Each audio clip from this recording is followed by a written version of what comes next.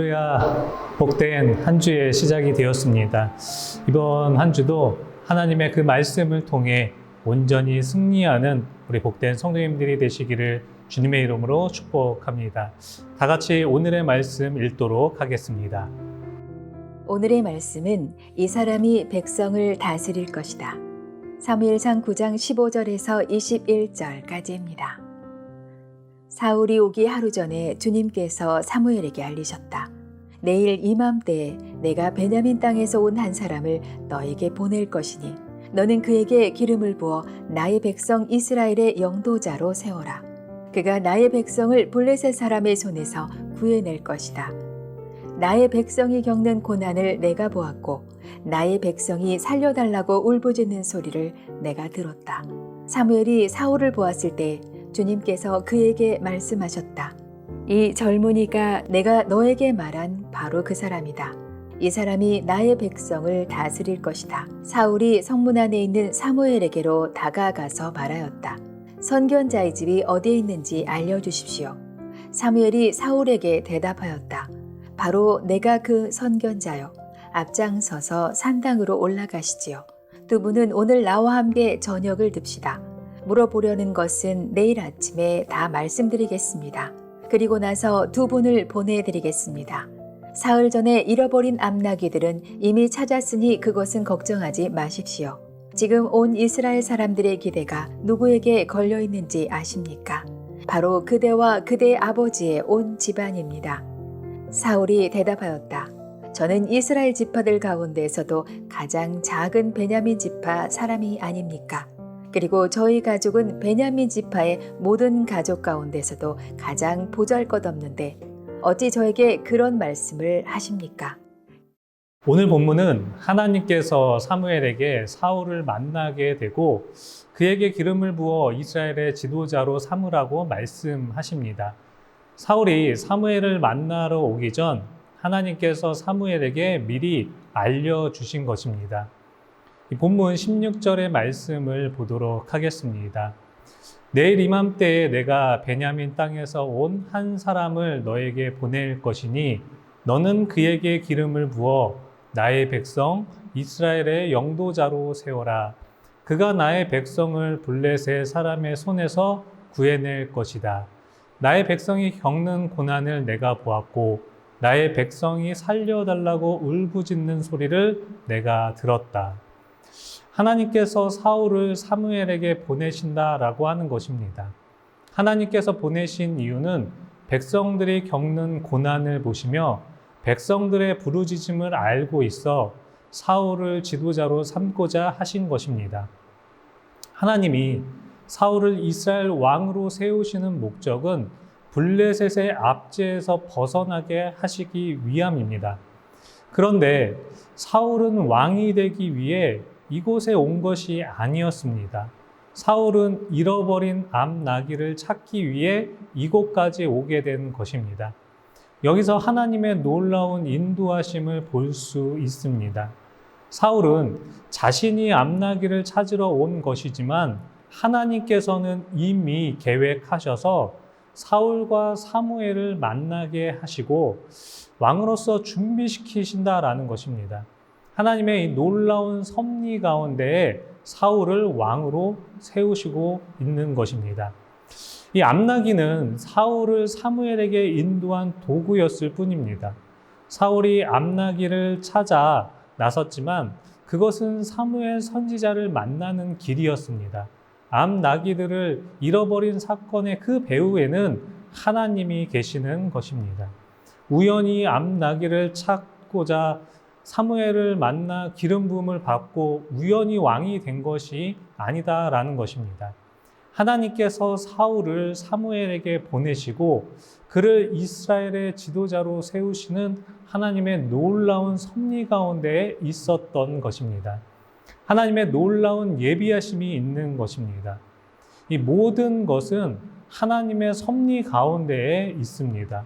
우리에게 일어나는 일 가운데 우연이라는 것은 결코 없습니다. 모든 것이 하나님의 뜻 가운데 있는 것입니다. 하나님이 우리를 이끌고 가시는 것입니다.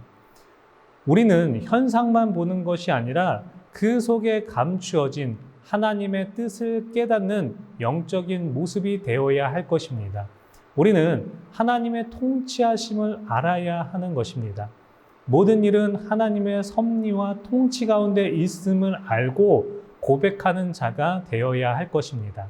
사울은 암 나귀를 찾으러 나온 것이지만 하나님께서는 사울을 왕으로 세우시고자 이곳까지 인도하셨습니다. 사무엘과 사울은 우연히 만난 것이 아니라 하나님의 섬세한 인도하신 가운데 있었던 것입니다. 하나님은 우리를 인도하실 때 이처럼 섬세하게 우리를 인도하시고 이끌어 가십니다. 하나님의 인도하심을 섬세하게 경험했던 자가 바로 요셉일 것입니다. 요셉은 형들에게 미움을 받아 이 보디발 집에 종으로 팔리게 되고 또 감옥에 갇히게 되고 감옥에서 이 술 맡은 간원장의 꿈을 해석해 주게 됩니다. 그리고 바로가 꿈을 꾸고 번민하고 있을 때 요셉이 그 꿈을 해석함으로 애굽의 총리가 됩니다. 이 요셉이 흉년의 때에 이스라엘 족속을 애굽에 불러들여 애굽의 보호를 받으며 살게 합니다. 결국 하나님이 요셉을 통해 이스라엘을 살리고자 하시는 것이 다 하나님의 계획 가운데 있었던 것이고 그 계획이 이루어진 것입니다. 요셉에게 일어났던 고난의 일들도 하나님의 섭리 가운데 있었던 것입니다.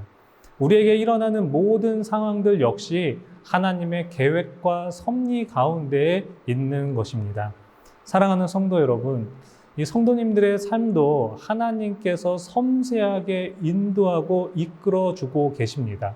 때로는 우리가 생각하지 않은 방향으로 간다라고 할지라도 하나님께서는 선하신 계획하심 가운데 있다라는 것입니다. 우리는 신실하신 하나님을 온전히 믿고 하나님의 섭리하심을 인정하여 그 뜻대로 온전히 행하는 자가 되시길 축복합니다. 또한 오늘 본문에서 하나님은 낮은 자를 사용하신다라는 것을 알 수 있습니다. 본문 21절의 말씀을 보시면 이렇습니다. 사울이 대답하였다. 저는 이스라엘 지파들 가운데서도 가장 작은 베냐민 지파 사람이 아닙니까? 그리고 저의 가족은 베냐민 지파의 모든 가족 가운데서도 가장 보잘것없는데 어찌 저에게 그런 말씀을 하십니까? 라고 합니다. 하나님께서 가장 작은 지파 사울을 사용하셨습니다. 하나님은 사울을 왕으로 세우시면서 인간적인 그 외적인 조건을 보시지 않으신 것입니다. 아무리 작은 지파라고 해도 하나님이 쓰시면 큰 자가 되는 것입니다. 하나님이 함께 하시면 크게 쓰임받는 자가 되는 것입니다. 이 고린도전서 1장 27절에 그 말씀을 보시면 이렇습니다. 하나님께서 세상의 미련한 것들을 택하사 지혜 있는 자들을 부끄럽게 하려 하시고 세상의 약한 것들을 택하사 강한 것들을 부끄럽게 하려 하시며 라고 말씀하십니다. 하나님께서는 약한 자들을 들어 사용하십니다.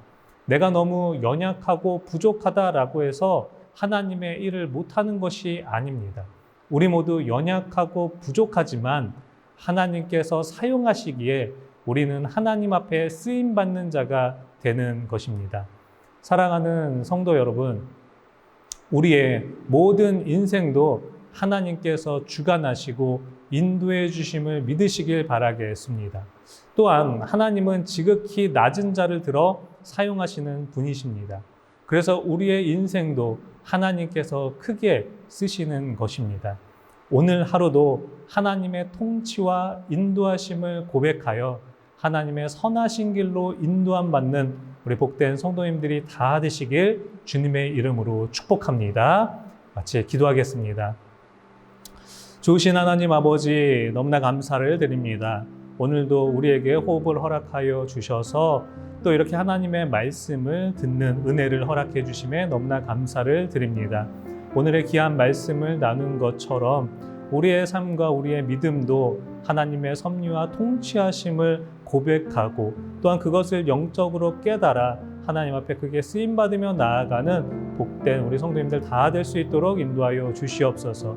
오늘 하루도 온전히 주님만을 의지하며 나아가는 복된 하루의 시간이 될 수 있도록 주님께서 은혜를 베풀어 주시옵소서. 주님 감사합니다. 이 모든 말씀 우리 주 예수 그리스도의 이름으로 감사히 기도드리옵나이다. 아멘.